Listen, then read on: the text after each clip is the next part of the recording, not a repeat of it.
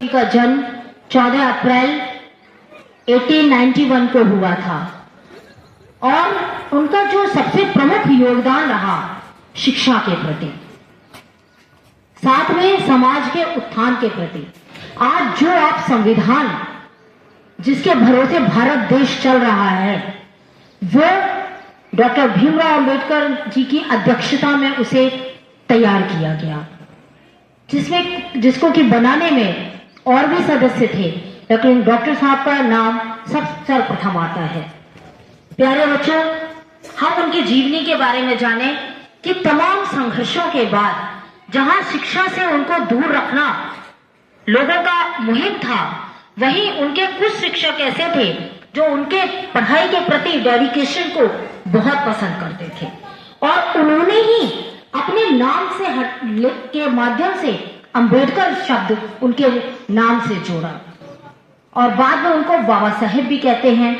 बच्चों, उन्होंने 32 डिग्रियां प्राप्त की। लोग जीवन में एक डिग्री भी प्राप्त करने के लिए कितना समय लग जाता है, लेकिन इतनी सारी डिग्री प्राप्त करना हर किसी के बस की बात नहीं है।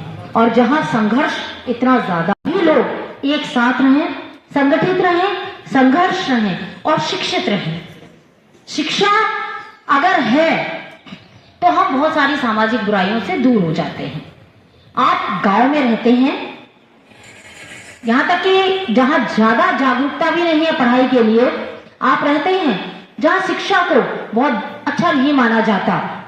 वहां क्या होता है कि बच्चे जो है पढ़ नहीं पाते हैं, वहीं के वहीं काम में लगे रहते हैं। जो हमारे अधिक अमीर लोग हैं वो उन लोगों से काम करवाते हैं, मजदूरी करवाते हैं। बाबा साहेब ने क्या किया कि इस मजदूरी को, जो कि मजदूर 12 घंटे काम करता था, अपने स्कूल में भी यही स्थिति हुई है, जो मजदूर 12 घंटे काम करता था उस मजदूरी को हटा करके उन्होंने 8 घंटे किया। आपके परिवार में भी कुछ सदस्य ऐसे होंगे जो पूरे पूरे दिन लगे रहते हैं, मजदूरी का काम करते हैं। कोई छोटा काम नहीं है, ये भी हमारा एक जरिया है आर्थिक व्यवस्था को ठीक करने का। उन्होंने उस 12 घंटे की मजदूरी को घटा करके 8 घंटे किया। आपने देखा कि महिलाओं के प्रति समाज का जो रुख था, आज भी किसी भी मंदिर में महिलाओं के द्वारा पूजा नहीं होती है। होता है ना? अधिकतर क्या है, जेंट्स लोग बैठे। क्यों? क्योंकि जब हम कहीं ना कहीं किसी का शोषण नहीं करेंगे तो बदलाव कैसे आएगा। तो आज ये बदलाव चेंजेस हो रहे हैं, ऐसा नहीं है। आज महिलाएं अपने विद्यालय में भी आप देखते हैं कि महिला सहकर्मियों की संख्या बहुत कम है पुरुषों की अपेक्षा। और महिलाओं को शिक्षित करने में, साथ में भाई महिलाएं हैं तो प्रकृति के अनुसार उनको मां भी बनना होगा, तो मां बनना होगा, उस दौरान उनको मैटरनिटी लीव की भी जरूरत पड़ेगी।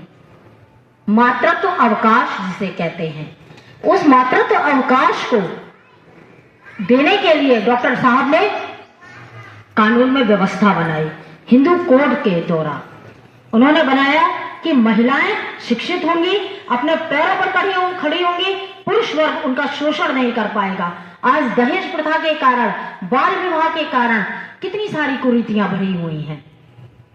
आप खुद भी देखते हैं कि जो स्थान पिता का है वो उतना मां का नहीं हो पाता, जबकि मां हमारी जननी होती है।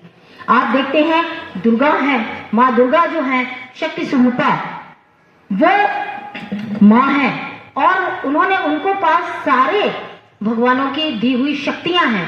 तो मां से बड़ा कोई नहीं। वही मां अगर मनुष्य रूप में आपके घर में है तो उनका शोषण, बहनों का शोषण कितना होता है।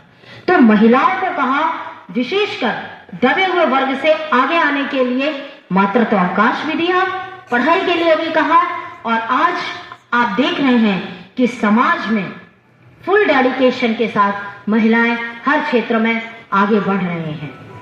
महिलाओं के लिए, मजदूरों के लिए, उस वर्ग के लिए जिस वर्ग को लोगों ने, समाज की वर्ण व्यवस्था ने, कि भाई कुछ कम है, आपके 4 भाई होते हैं, 4 भाई में अगर थोड़ा सा कोई कमजोर है तो उससे कोई कह देता है हमारा ये काम कर दो। तो उस व्यवस्था में धीरे धीरे वर्गीकरण होता रहा। जहां अगर आप साइंटिफिक पैमाने से देखें तो वहां जहां कोई हमारा अस्तित्व ही नहीं था मनुष्य का, जब हम पेड़ पत्ते खाते थे, धीरे धीरे जो आप हमेशा जानते हैं डार्विन का लॉ किया है कि सर्वाइवल ऑफ द फिटेस्ट, जो फिट है वो संसार में जिएगा। तो फिट का क्या हुआ, जो हमारे शोषण करने वाले लोग थे, स्ट्रांग लोग थे, उन्होंने क्या किया, कुछ लोगों को वर्ण व्यवस्था के दौरान उसमें डालते चले गए। तो ये सब ईश्वर ने नहीं बनाया, ये सारा इंसान ने किया है। एक दूसरे को आगे बढ़ाना ये हमारा परम कर्तव्य है। आज आपके विद्यालय में कई बच्चे ऐसे हैं जिनकी आर्थिक व्यवस्था भी ठीक नहीं है, तब भी वो यहाँ पर आकर के पढ़ रहे हैं, आगे बढ़ रहे हैं, बेटियां आगे बढ़ रही हैं, पढ़ रही हैं और निश्चित रूप से समाज में बहुत अच्छी बनेंगी। जरूरत है हमें समाज में जाति व्यवस्था को दूर करने के लिए, जो कि आपका कर्तव्य है। अगर आपके मन में भी उल्टा सीधा भरा रहेगा तो समाज का कल्याण नहीं हो सकता है।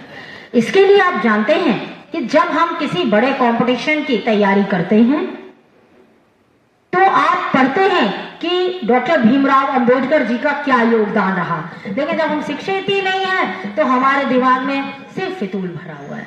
तो उसको हमें दूर करके हमें शिक्षा को आगे बढ़ाना है, अपने आप को मजबूत करना है।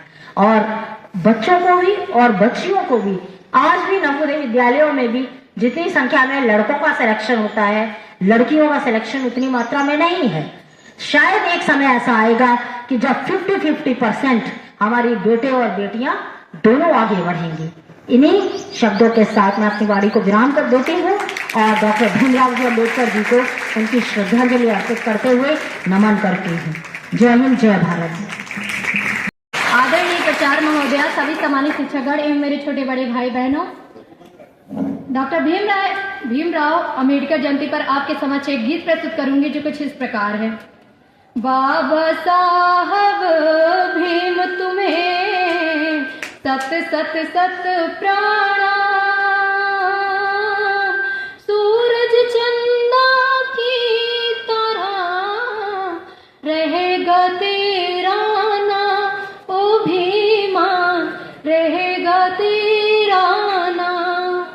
इस जमी से उठ कर छू लिया आसमान, ना हुआ है ना होगा ऐसा कोई महान, ओ भीमा ऐसा कोई महान।